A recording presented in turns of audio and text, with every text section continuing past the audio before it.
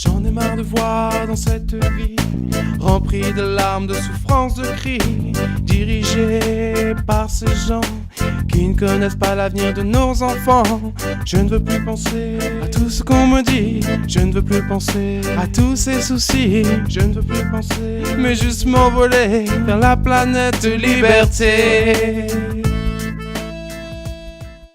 Hoy es 19 de abril del año 2014. Un sábado más, Félix José Hernández, cubano radicado en Francia, profesor de literatura, hispanista, latinoamericanista, y Carlos Manuel Estefanía, pedagogo radicado en Suecia, mantienen una charla informal donde comentan las noticias más importantes que se están discutiendo en Francia. Siempre del lado de allá, del lado de Francia, desde donde habla Félix José Hernández, pues viene una compilación noticiosa muy interesante que aborda desde la cultura, la política, pasando por la historia o las tradiciones. Del lado de acá, de Suecia, donde está Carlos Estefanía, pues siempre una visión crítica, una perspectiva intentando diferenciar lo que nos ofrecen los medios de la manera en que tenemos que recibirlos, ¿no?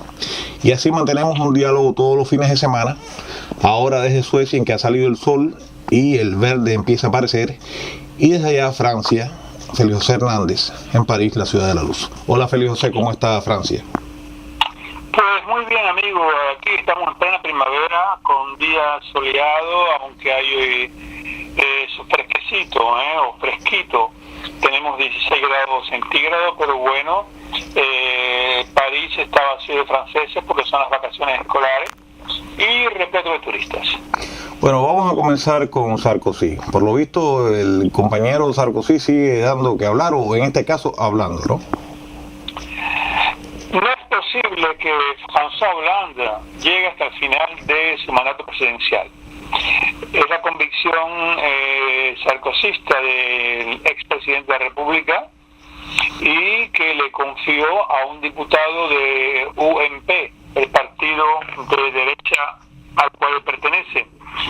Esta noticia fue publicada por la revista L'Express. ¿Y tú qué opinas? ¿Llegará o no llegará?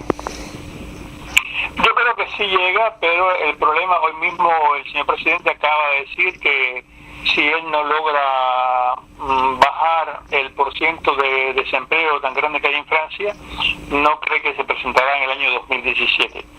Y las estadísticas que fueron publicadas ayer dan que si las elecciones se hicieran ahora, Sarkozy ganaría.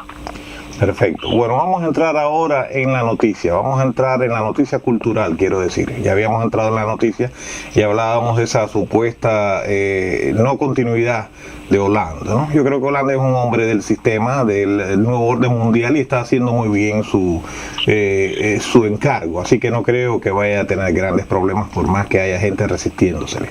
Bien, vamos a entrar ahora en la otra noticia, la noticia cultural. Vamos a hablar de literatura, vamos a hablar de Vautrin. Después de 10 años de ausencia, Jean Vautrin, que fue premio Goncourt, el premio literario más importante que da Francia, en el año 1989, por su novela Un grand pas vers le bon Dieu, un gran paso hacia el buen Dios. Él regresa con la novela contemporánea, esta vez con el libro La danse du hérisson, la danza del erizo. Son unos carnets ficticios de un joven gitano que vive en la Francia de hoy. El libro va a aparecer normalmente en agosto en la casa de edición Alaric. Bien, sigamos en el plano de la literatura, pero pasemos a una mezcla de literatura y fotografía. Vamos a ver qué está pasando con el Museo d'Orsay, que se ha hecho de una fotografía de ese poeta maldito extremo que fue Baudelaire. Pues el Museo d'Orsay acaba de comprar por 50.000 euros una fotografía que fue revelada por la revista L'Express en noviembre pasado, que representaba a un cierto Monsieur Arnaudet, un personaje que tenía todas las apariencias de ser Baudelaire. Y bueno, esta sería la foto número 15 conocida del celebérrimo poeta. Ella será presentada en noviembre allí mismo en el museo, en una exposición que se llama 7 años de reflexión. Curioso para el caso de un hombre que no le gustaba mucho el flash, ¿no? Y que sin embargo hay esta demanda de su fotografía. Además, un tipo un poco, no muy atractivo cuando uno ve las imágenes de él, sobre todo ya de mayor, ¿no? Pero bueno, es un gran poeta y vale entonces su imagen. Hay una cosa que me llamó mucho la atención hace unas semanas. Se apareció una fotografía en el periódico Metro donde una familia sueca había encontrado una rata que parecía un gato, una rata gigantesca, ¿no?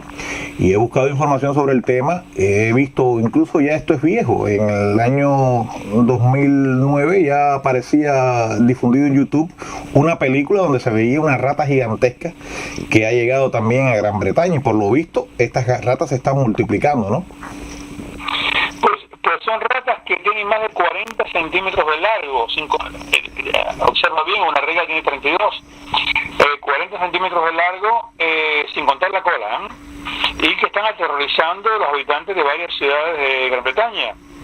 En 23 años de carrera, Cian Whelan, que es el director de una sociedad de ratización, confiesa que nunca había visto un fenómeno tal y propone al gobierno que hay que combatir a estas ratas y que se nombre a un responsable de coordinar la guerra contra estos animales.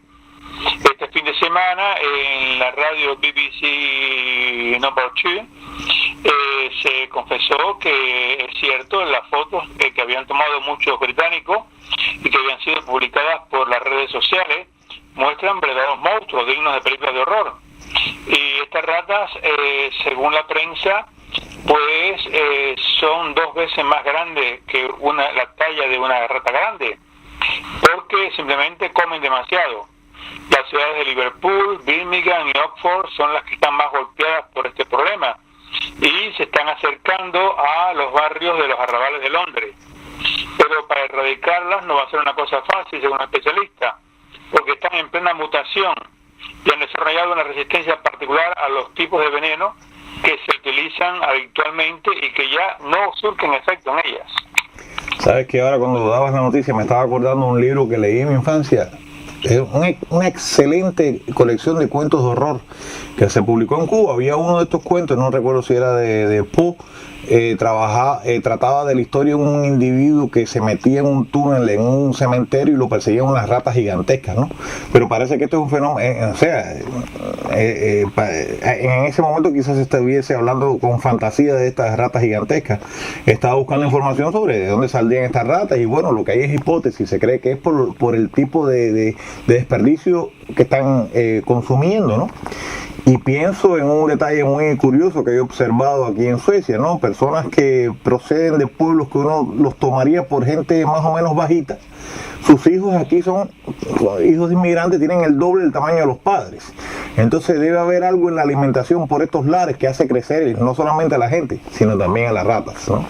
Bien, vamos a entrar en un tema que tiene mucho que ver con esta semana y es el origen de los huevos de Pascua, de Resurrección. Los domingos de Pascua, aquí en Francia, pues en los jardines, incluso públicos, se esconden los huevos para que los niños vayan con cesticas a buscarlos. El bosque de Bolonia, el bosque de Vincennes, el bosque de Fontainebleau, y las personas que tienen jardines en sus casas también lo hacen. Y esto es un rito de cada domingo de Pascua. Pero no fue así siempre. El origen viene de la antigüedad, hacia el IV siglo, y se trataba de verdaderos huevos de verdad que eran decorados y eran considerados como símbolos de vida. Se conservaban durante la Cuaresma, los 40 días que van desde el miércoles de ceniza hasta la vigilia de Pascua, porque estaba prohibido comerlos durante el periodo de ayuno. Más tarde, en las cortes reales de la Edad Media, e incluso durante el Renacimiento, la costumbre fue evolucionando y se ofrecían huevos que estaban decorados de una forma exquisita, incluso a veces cubiertos por hojas de oro. Los huevos de chocolate, como conocemos hoy en día, aparecieron solamente en el siglo XIX, como iniciativa de las pastelerías y chocolaterías que aprovecharon la baja del precio del cacao y por lo tanto su democratización. Sabes que te agradezco mucho que comentes eso, porque todos los años me golpeaba aquí en Suecia esa misma obsesión con estos huevos coloreados, ¿no? En tiempos de la Pascua, y te vas a comprar una postal en tiempos de Pascua y la ves decorada con huevos de colores, caramelos en forma de huevo, juguetes en forma de huevo, y bueno, es bueno conocer más o menos desde dónde viene esta tradición, ¿no? Del huevo de color en la Pascua. Bien, vamos a trabajar ahora con un tema que a ti y a mí nos interesa mucho, y seguramente a muchos de los que nos escuchan, que es el tema de la escritura. ¿De dónde viene esto de usar la mayúscula y la minúscula? Pues simplemente por un problema económico, amigo, y no por un problema estético. Las letras minúsculas fueron creadas por eso. Ellas fueron inventadas en Francia bajo el reino de Carlomagno entre el 742 y 814.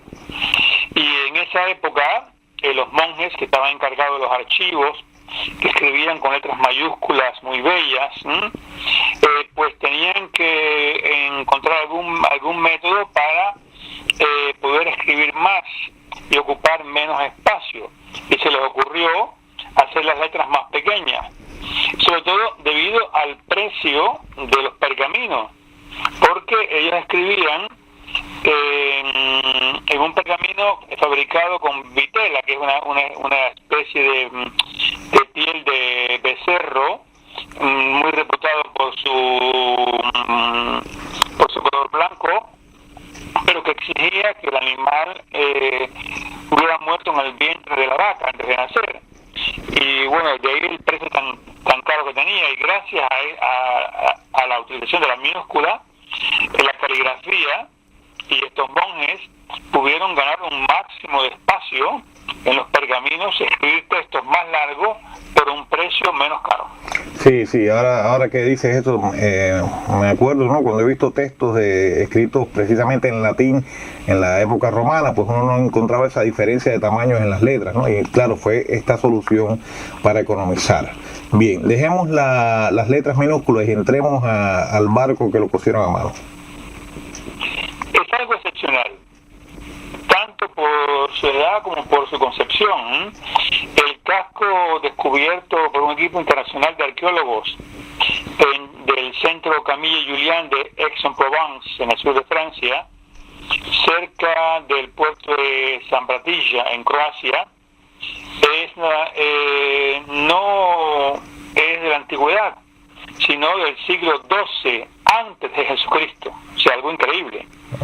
Y es parte de esos raros ejemplares de embarcaciones que nos llegan desde la edad de bronce, y sobre todo sorprendente por su fabricación.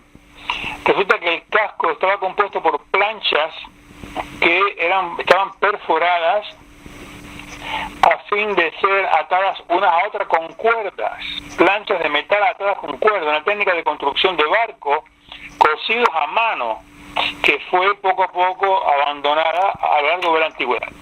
Interesante, es casi la misma técnica que usan los esquimales, ¿no? Ellos también cosían, o por lo menos lo que uno ha visto en las películas, cosían con sus piraguas a mano, con los cueros, ¿no?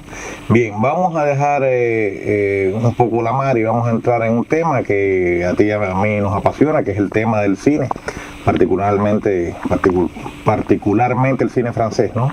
En Cuba nosotros tuvimos, afortunadamente, en medio de toda la política de censura que se estableció, acceso a muy buen cine francés. Yo disfruté de muy buen cine francés en la Cinemateca de Cuba, y claro, tampoco es extrañar porque de alguna manera el cine francés estuvo muy penetrado por la izquierda, pero a diferencia del cine soviético, pues se permitían unas experimentaciones y unos tratamientos que lo hacían muy interesante, ¿no?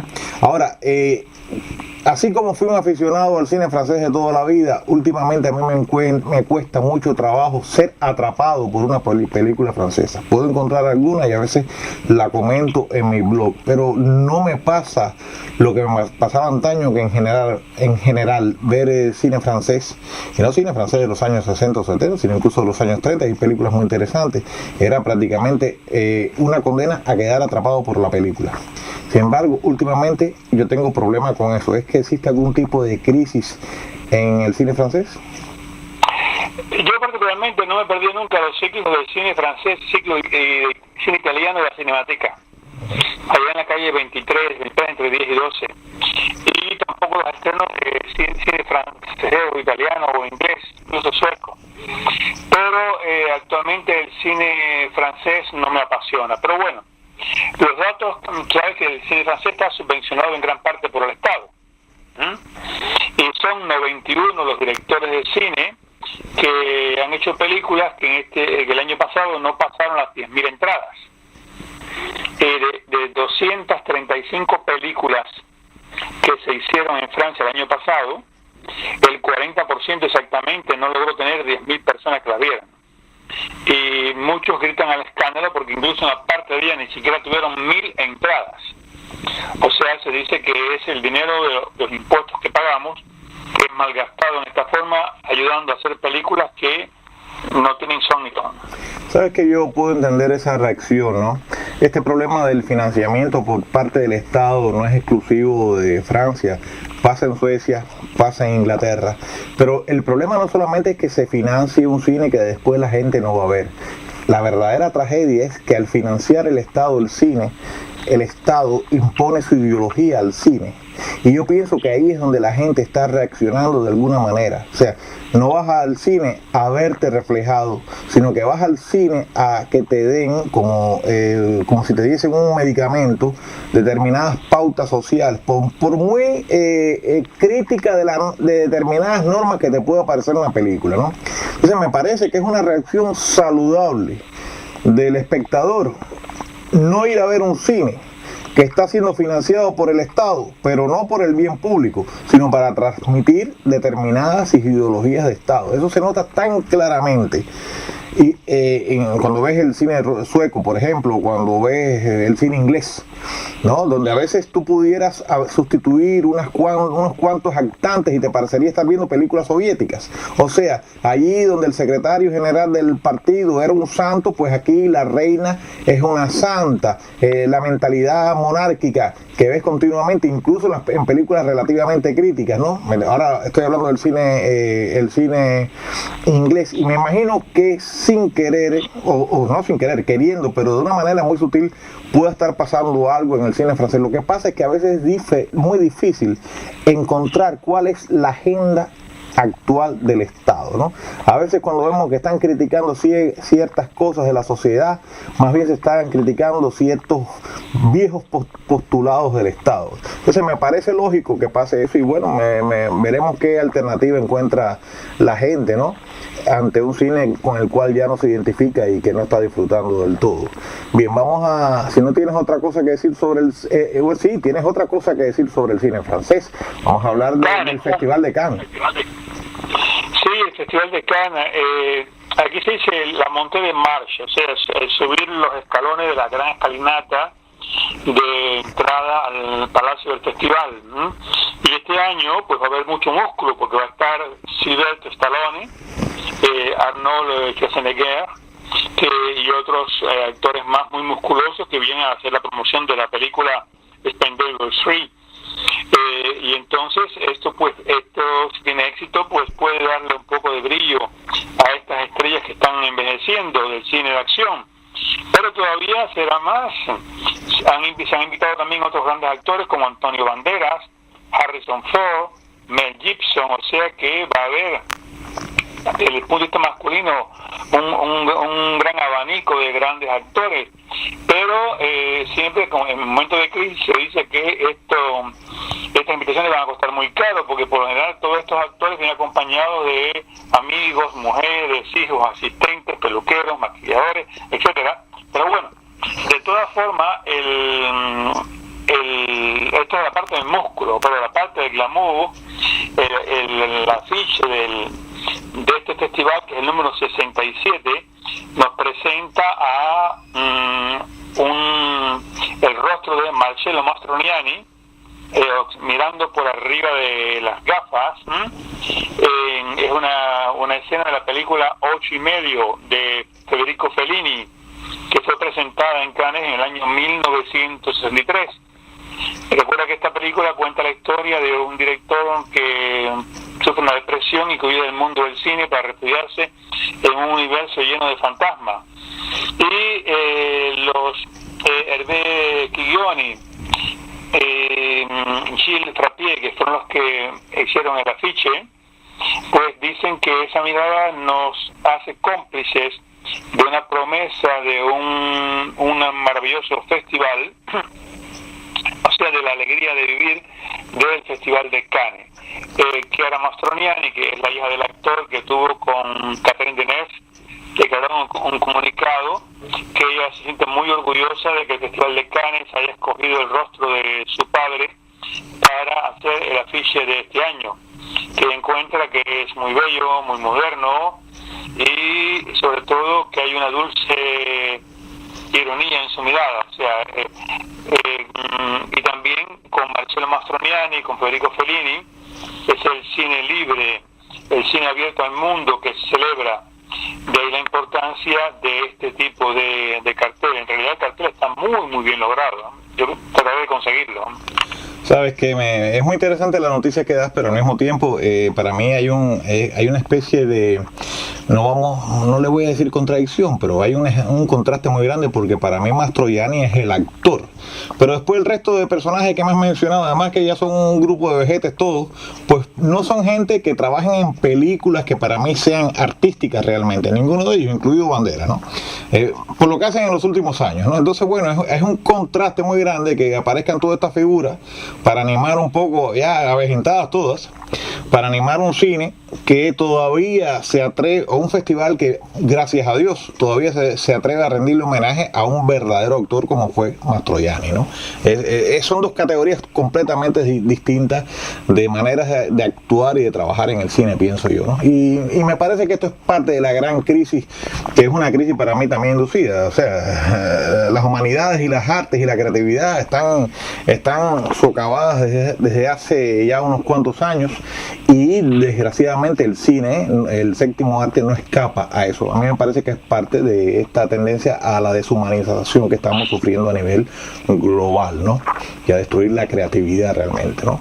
Y es algo más y tiene que ver mucho más que con las reglas del mercado. Hay una intención realmente en eso. Bien, vamos ahora sí creo que podemos pasar a otro tema que no tiene que ver con el cine. Para mí es un tema muy trágico. Yo nunca admiré a Gaddafi, me parece que era un tirano, y no me gusta que haya tiranos en el poder, pero también me pareció muy retorcida la manera en que recibió la muerte este individuo, ¿no? Y las cosas que han pasado en Libia después de su desaparición. O sea, me parece bien que no hayan dictadores, pero no me parece bien que las maneras de eliminar a los dictadores sean prácticamente propias de los dictadores, ¿no? Y bueno, ahora qué está pasando, quiero que me diga qué está pasando con el hijo del Gaddafi, Saadi. En el mes de febrero, el gobierno de Nigeria devolvió a Libia, o sea, que había solicitado la extradición, el ex general Abdallah Mansour. Fue expulsado y devuelto a las autoridades de Libia, y ahora es el hijo, Saadi Gaddafi, hijo del difunto guía de Libia, y entonces fue entregado el 6 de marzo. Y esto obedece a los imperativos de geopolítica regional. Teníamos que pacificar nuestras relaciones con el vecino libio, que nos acusaba, quizás equivocadamente o con razón, de complotar a distancia contra el nuevo régimen, declaró el presidente, un consejero del presidente Mahamadou Issoufou de Nigeria. Nosotros debemos también proteger el 500.000 de compatriotas que viven y trabajan en Libia. Cada vez que Saadi hablaba, estos compatriotas nuestros que viven allá se veían expuestos a represalias por parte de ciertas personas. Sí, esta relación del viejo régimen del Gaddafi y bueno, su remanente, ¿no? con los países africanos es muy interesante, porque él intentó ser una especie de líder panafricano y financió a muchos estados africanos, hizo mucho y comprometió a muchos países con su régimen de alguna manera, ¿no?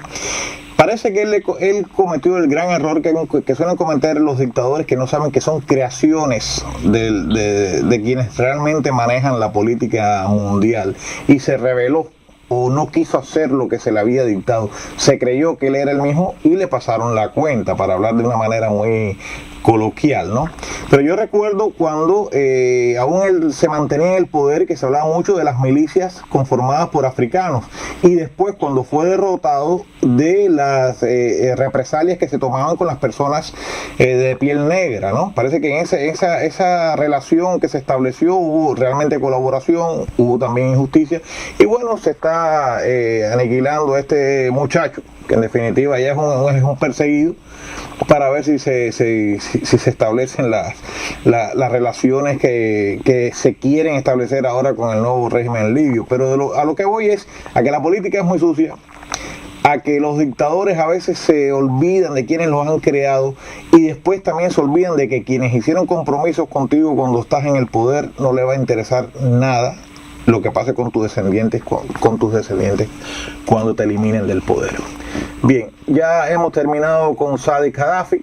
Ahora vamos a hablar de un barco sin tripulación. Pues después de los coches y de los aviones sin piloto, ahora la compañía Rolls-Royce está trabajando sobre un proyecto de portacontenedores sin equipaje. El barco estará lleno de captores, de cámaras, a fin de evitar los obstáculos, y va a ser capitaneado desde un puesto de control en tierra firme. Según la sociedad británica, estas naves serían mucho más seguras y su costo de funcionamiento sería menor y contaminarían mucho menos. El problema es que por el momento la legislación internacional no permite que un barco navegue sin nadie a bordo. ¿Sabes qué pasa? En ese sentido, uno se da cuenta del atraso que existe entre no solamente la legislación, sino ciertos intereses corporativos, sobre todo sindicales, ¿no? Para mí está claro que desde hace mucho tiempo quien conduce un barco está aislado de todo el medio natural al cual se está enfrentando, y que es a través de recursos electrónicos que él se informa. Entonces, con la capacidad que ha desarrollado la industria telemática desde finales del siglo pasado, no ahora, era para que desde hace mucho tiempo los barcos no estuviesen tripulados o no fuesen conducidos por una tripulación de marineros, ¿no? Sino por un grupo de técnicos establecidos en cualquier puerto. El problema es que qué va a pasar si realmente esas capacidades técnicas se implementan en la gran mayoría de las flotas del mundo. Pues millones de gente se va a quedar sin trabajo, ¿no? Y parece que estos que se van a quedar sin trabajo son los que están frenando de alguna manera que eso ocurra. Yo no soy partidario de que se mantengan los trabajos a costa de paralizar la ciencia y la técnica. Yo creo que la ciencia debe avanzar y lo que se deben buscar alternativas para las personas que quedan sin trabajo. Pero para mí lo que está claro es que de alguna manera por determinados intereses se paraliza el desarrollo científico, ¿no? Científico técnico. Por ejemplo, hoy yo estaba escuchando no es un día cualquiera, un programa de Radio Nacional de España, hablaba Íñigo, uno de los participantes, un viejo conductor de la televisión española, él hablaba que desde hacía muchas décadas él se compró un aparato que le preparaba todo el desayuno en Inglaterra y nadie le podía creer. Y a mí no me parecía extraño que le seguía su café con leche, su bocadito, lo que él desayunaba, ¿no? O sea, y dice que después se dejó de producir esa cosa. Y en este caso, aquí lo que se ha frenado es una cosa que era una tecnología que indiscutiblemente podía haber estado funcionando desde hace décadas. Entonces, bueno, lo que nos encontramos es esta cosa de que no se sabe qué hacer con la gente que queda sin trabajo. A veces esta gente tiene una manera de dar una respuesta legal, y ahora es que van a empezar a aparecer estos barquitos no tripulados, ¿no? Yo, por mí, que aparezcan todos los habidos y por haber. Como pasa en las bibliotecas, que a veces vas a una biblioteca, tú te puedes servir los libros, tú los puedes devolver, y las bibliotecarias no te quieren ni atender, las pocas bibliotecarias que quedan. Entonces, bueno, pues que se vayan todos y que yo me reserve mi libro y yo lo devuelva cuando tengo que devolverlo por la vía electrónica. Bien, vamos a dejar este barco sin tripulación y vamos a pasar a los aviones bajo vigilancia. Pues en el 2012, 3 años después del desastre del vuelo de Río a París de la Air France, la Oficina de Investigaciones y de Análisis, la DEA, había recomendado instalar a bordo de los aviones de línea un dispositivo de transmisión de datos por satélite. Era un instrumento tecnológicamente en el cual se podía confiar y que hubiera permitido localizar en cualquier parte del mundo el Boeing 777 de la Malaysia Airlines. Pero claro, hace 3 años el presupuesto anual de $300 millones para poder instalar este sistema, pues había sido juzgado por las compañías como demasiado costoso. Y por eso es que estamos como estamos. Claro, y después desaparece el avión como el avión malayo ese que la gente está buscando todavía. Bien, vamos a dejar los aviones, vamos a dejar los barcos y vamos a entrar en el síndrome coreano de Irán. Yuval Steinitz, ministro israelí de Relaciones Exteriores y de las Investigaciones, él teme que la comunidad internacional no reproduzca de nuevo el mismo error que cometió con Irán, cuando se efectuó las negociaciones con Corea del Norte que se efectuaron desde el inicio del año 2000, y declaró: si uno deja hacer a los iraníes, pues sin tratar de congelar ni desmantelar su programa, pues Teherán se va a dotar de la bomba en esta carrera a los armamentos nucleares, y habrá uno nuevo en la región, como ha ocurrido con Corea. Y es una cuestión que no concierne solamente a Israel. Francia y otros países europeos han comprendido, argumentó el ministro, porque París desarrolla un programa de detección avanzada y a las amenazas balísticas. Y a esto Yuval Steinitz llamó el síndrome de Pyongyang. Bueno, yo personalmente creo, fíjate, no tengo nada que me ate al régimen iraní. Creo que es un régimen bastante poco democrático, dentro de las diferencias muy grandes que valga la redundancia, que le diferencian de Norcorea, ¿no? Yo he visto mucho cine iraní, conozco iraníes, he conversado con ellos y creo que el tratamiento puede ser diferenciado, pero lo más, y repito la palabra diferencia en exceso y pido disculpas a quienes nos escuchan por eso, ¿no?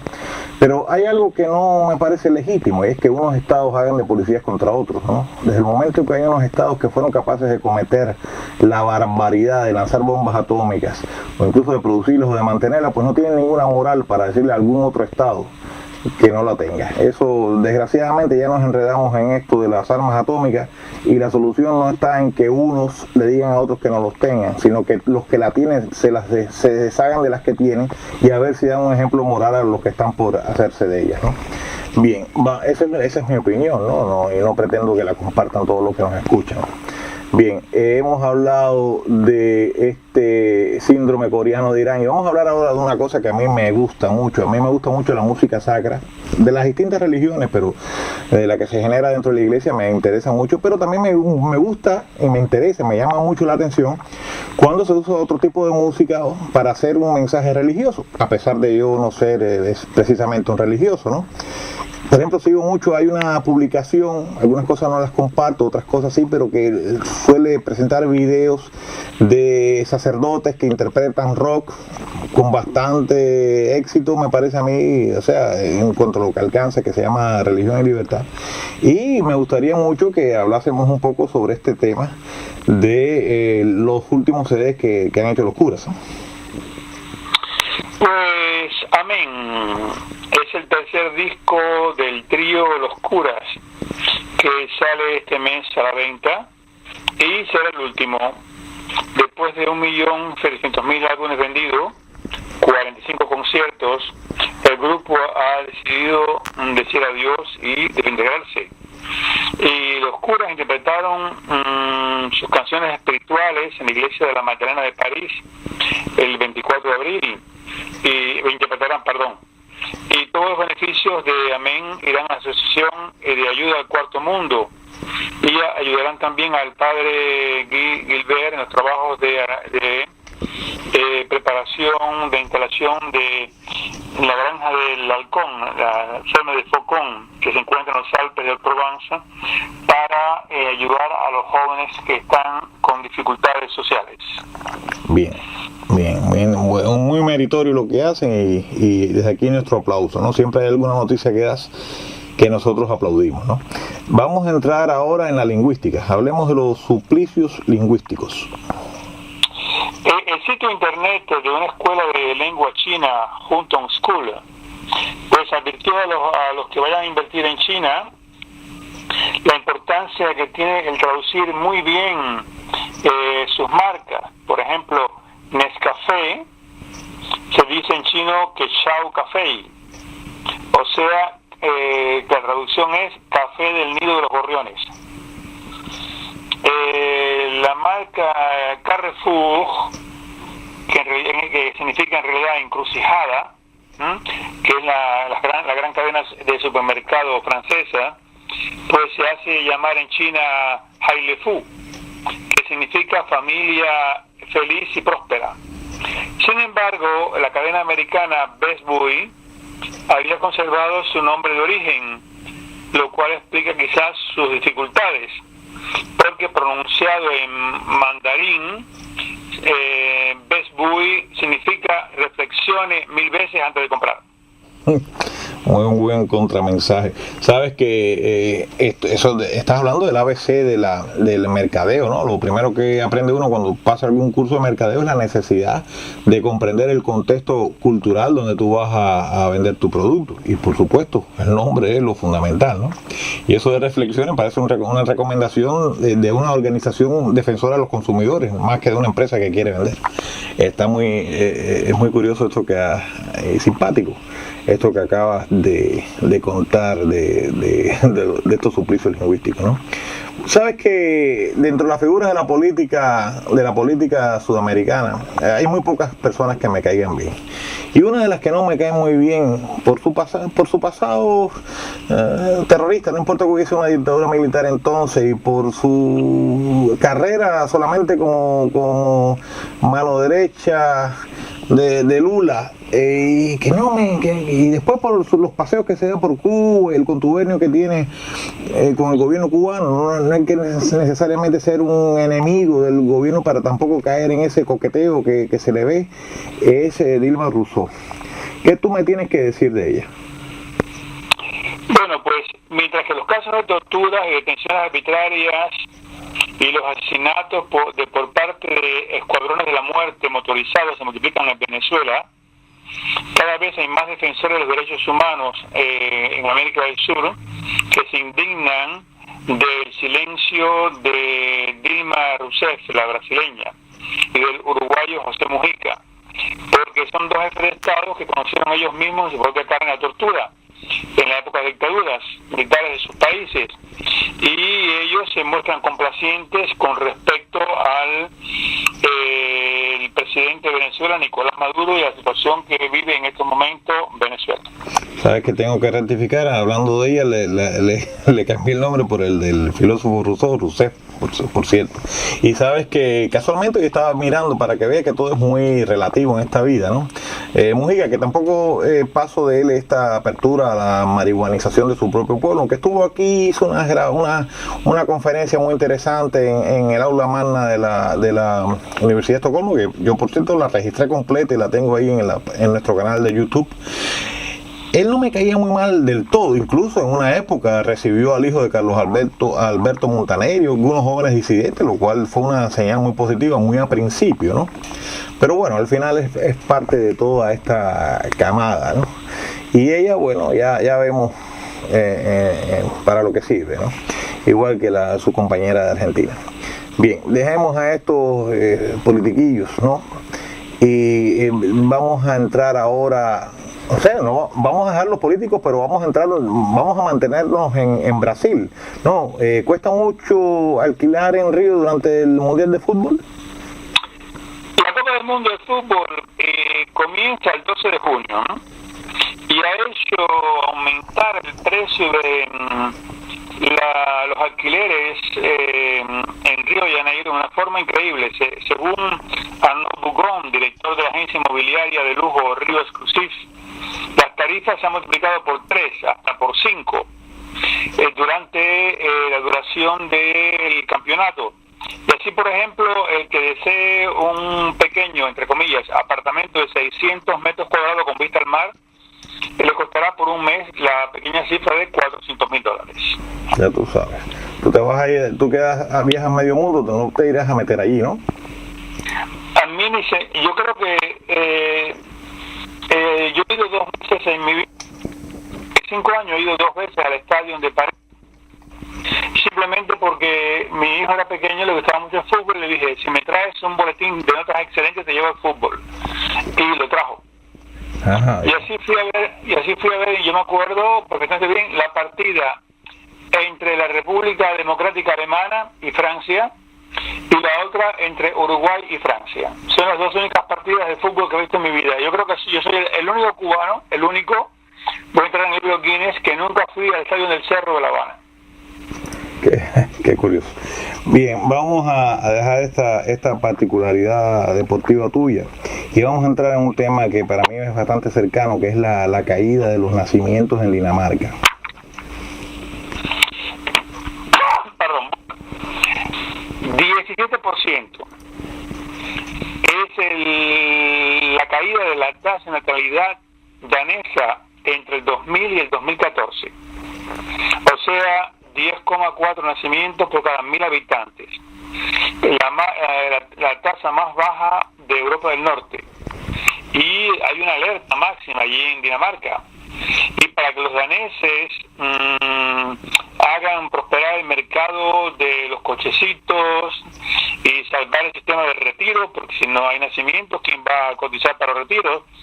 La agencia de viajes Spice incita a los daneses por medio de un vídeo humorístico llamado Hágalo por Dinamarca a viajar al extranjero, sobre todo a París, la ciudad del amor. ¿Y por qué? Porque según la agencia, los daneses tienen 46 veces más relaciones sexuales cuando están de vacaciones que cuando están en casa, lo cual explicaría sin duda por qué el 10% de la población ha sido concebida durante las vacaciones al extranjero.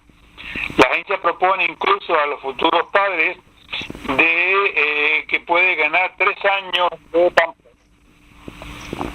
Sabes que este problema de la caída de la natalidad, de la procreación, que bueno, la agencia está explotando muy bien, tiene que ver con otras cosas, ¿no? Evidentemente hay un interés muy grande en los estados nórdicos y ellos a su vez, no es un problema del Estado, hay otros intereses detrás del Estado para hacer disminuir la población, ¿no? Y eso se logra precisamente frenando incluso las relaciones sexuales dentro de las personas. Yo estaba leyendo un libro muy interesante que le recomiendo a todo el mundo que nos escucha, un libro escrito por 2 pensadores españoles totalmente alternativos, independientes. Me refiero a Prado Esteban Liesma y a Félix Rodrigo Mora, un libro que se llama Feminicidio o Autoconstrucción de la Mujer, ¿no? Donde ellos indagan sobre la especie de feminismo de Estado que se ha establecido en la sociedad, sobre todo en España, pero es que lo que se dice para España funciona perfectamente para todo, ¿no? Donde ellos hablan de cómo se ha destruido lo femenino, ¿no? Y dentro de lo femenino ha sido muy atacado incluso la sexualidad humana, ¿no?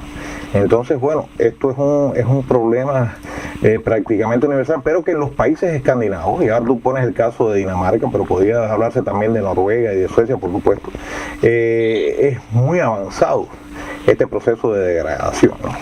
Bien, vamos a hablar ahora de las cárceles galas. Vamos a dejar Dinamarca y vamos a entrar en el tema de los 1.114 colchones para las cárceles francesas.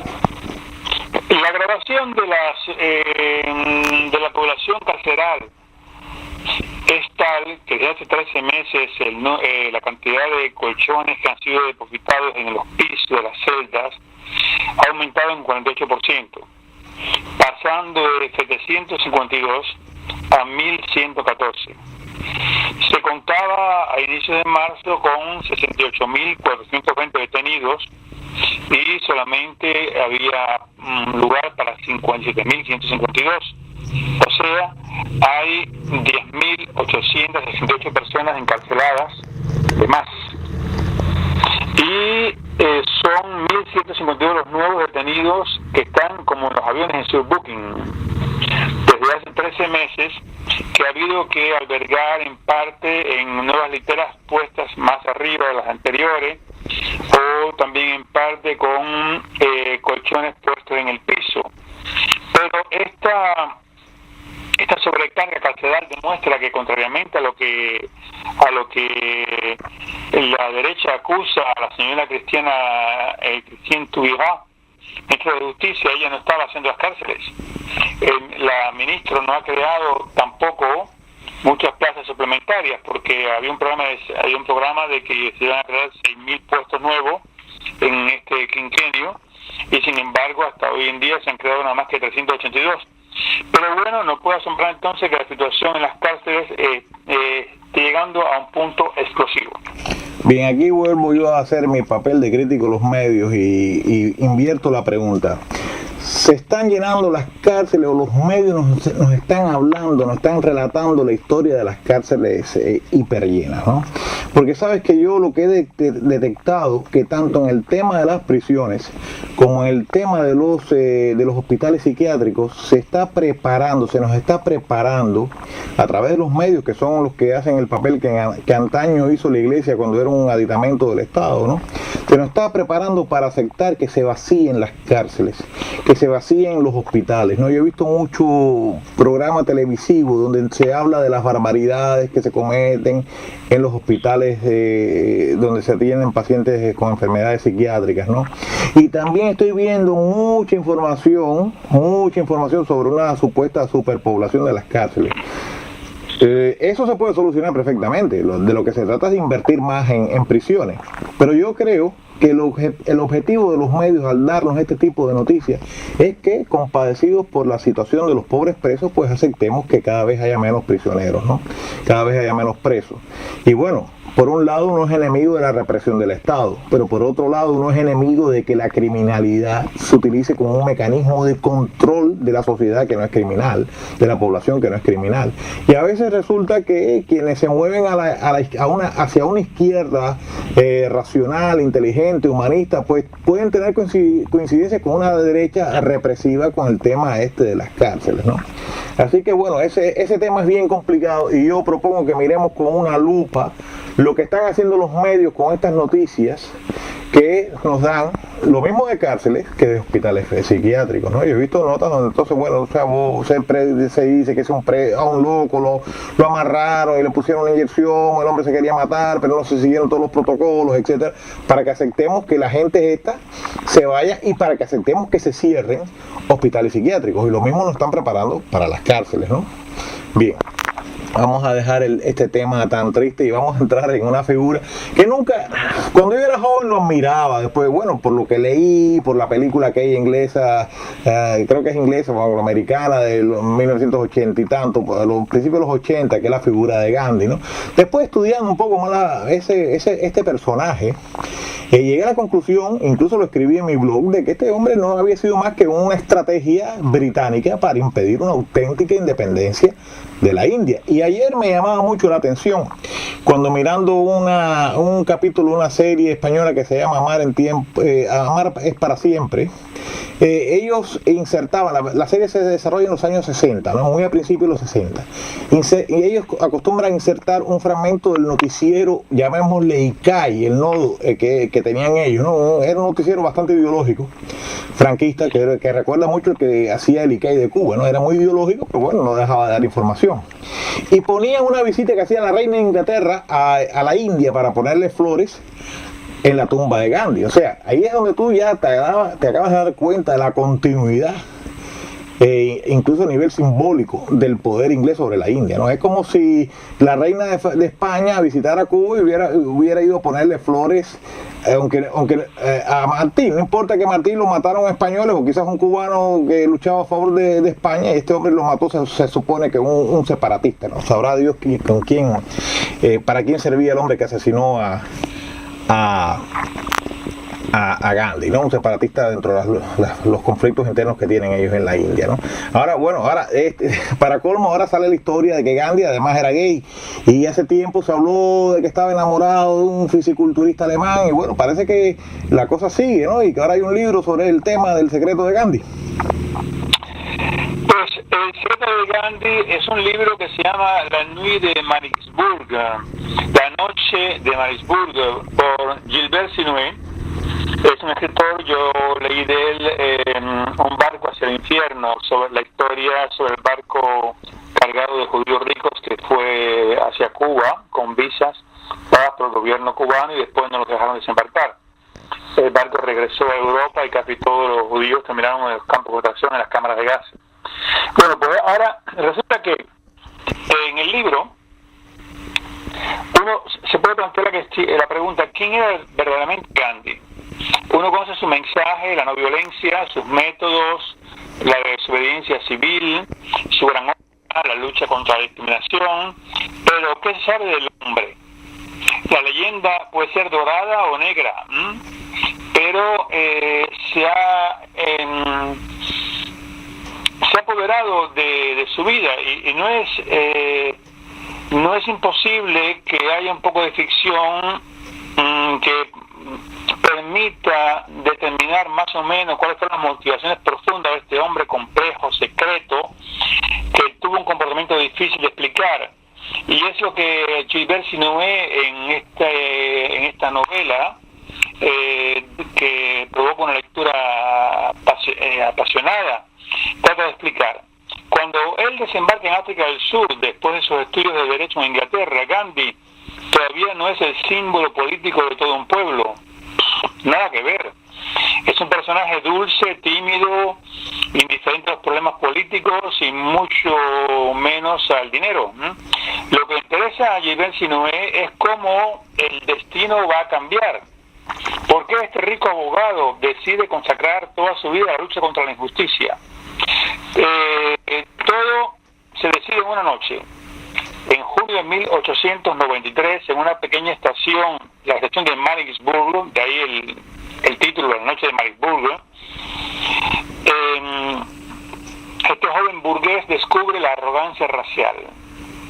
10 años más tarde encuentra a Hermann Kallenbach, un arquitecto judío alemán, y entre los dos hombres comienza una amistad sincera, muy fuerte, con una mezcla de fascinación y quizás de algo más, algo más que algunos historiadores han interpretado como una historia de amor homosexual, y que aparece aquí bajo la forma en que Gandhi la llamó él mismo, el amor puro. La fuerza de esta novela es que da la palabra a Kallenbach a través de la correspondencia entre los dos hombres. Hay que decir que todas las cartas que son reproducidas son auténticas, de la correspondencia entre Kallenbach y Gandhi.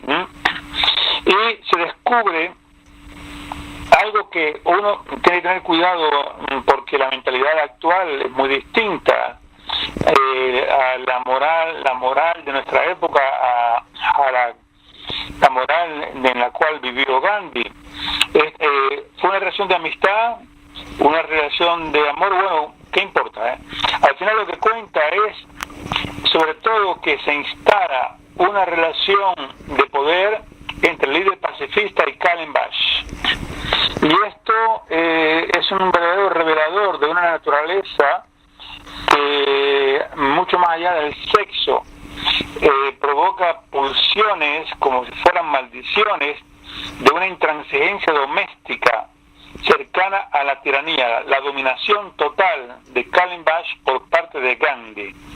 Gandhi fue un gran hombre, pero leyendo sus cartas nos damos cuenta cómo él dominaba totalmente a Kallenbach. Y citando a Goethe, el gran Goethe, no hay gran hombre para su criado, y quizás tampoco para los amigos y para los amantes.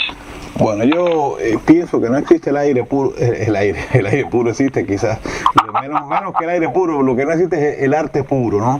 El arte puro, yo pienso que seguramente hay muchos valores artísticos en esa novela que tú has escrito también, ¿no? Pero yo pienso que desde que se hace una obra, vamos a decir literaria, y esa obra llega a las imprentas, y de las imprentas se pone en el mercado, esto de toda la vida, o desde que se pinta un cuadro, este cuadro llega a las galerías, siempre hay todo un poder detrás que hace que este sea el artista triunfador y aquel otro no lo sea, ¿no? Entonces mira, esto que ahora aparezca esta aureola gallicizante, homosexualizante de Gandhi, parece que hay una cierta ambigüedad, no queda muy claro si lo es o no lo es, ¿no? Pero de todas maneras se está dando el mensaje, ¿no? De esta posible relación, de esta figura. El amor puro. Ok, el amor puro, bueno, vamos a suponer que no ha sido un amor carnal, ¿no? Pero de todas maneras, si tú coges a una figura que es como una especie del padre de la patria india moderna, y le creas esta aureola un poco homosexualizante. Y después tú ves lo que está pasando en el mundo con la India. Por ejemplo, hoy casualmente yo escuchaba en Radio Nacional de España un programa donde entrevistaban con motivo de la Pascua a una monja y a una activista intocable de la India, ¿no? Una abogada, ¿no? Bueno, el tema de la monja que entrevistaban era una monja con criterios muy particulares, que coqueteaba con la homosexualidad, con el entendimiento del divorcio, con el coqueteaba, aunque se decía que era provida, pero daba argumentos en favor de alguna manera de las mujeres que abortan, etcétera. Esa era la monja. Y después la activista, que era una abogada de origen de la clase de los intocables, bueno, toda su campaña era contra las mujeres que son violadas en la India. Y después tú ves que hay un montón de noticias donde te están presentando los hindúes como unos violadores y unos sometidores de las mujeres y qué sé yo. Y además ahora incorpora este libro donde ahora aparece esta figura Gandhi de amor puro por otro hombre. Yo creo que lo que se le está viniendo a la India encima es un verdadero proyecto, sino de homosexualización generalizada, de destrucción de la masculinidad, tal y como se ha concebido y se ha aplicado en el llamado mundo occidental. Entonces, bueno, con todos los valores literarios que tenga esta obra, su oportunidad me hace a mí pensar que es parte de esta conjura que uno nota cuando mira críticamente los medios contra la India. Por supuesto, la India es un país con un exceso de natalidad tremenda y a lo que vamos es al paradigma malthusiano que yo utilizo. Se trata de frenar el crecimiento poblacional, ¿no? Esa es mi visión y ese es mi aporte crítico de la noticia tal y como se está dando, ¿no? Bien, Félix José, de todas maneras yo te agradezco muchísimo todo lo que tú nos has contado. A mí me parece interesantísimo, uno aprende mucho con lo que tú traes, uno se actualiza y se informa mucho con tus noticias, y solo me resta desearte a ti y a todos los que nos escuchan que tengan un magnífico fin de semana y que todo les vaya muy bien en el resto de este sábado que queda, este domingo, y sobre todo que disfrutes de ese maravilloso París donde tú vives. Pues igualmente para ti, amigo, y para ti, para todos, una feliz Pascua de Resurrección. No vayas a comer mucho chocolate, ¿eh? A mí seguramente mis nietos me regalarán unos huevos de chocolate. Así que bueno, hasta la semana próxima y muchas cosas bellas.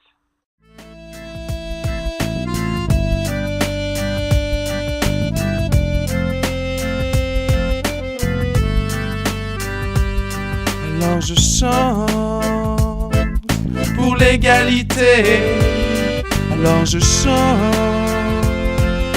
pour la liberté, alors je chante la fraternité, trois couleurs de mon pays souillé par toute la misère et cette pauvreté.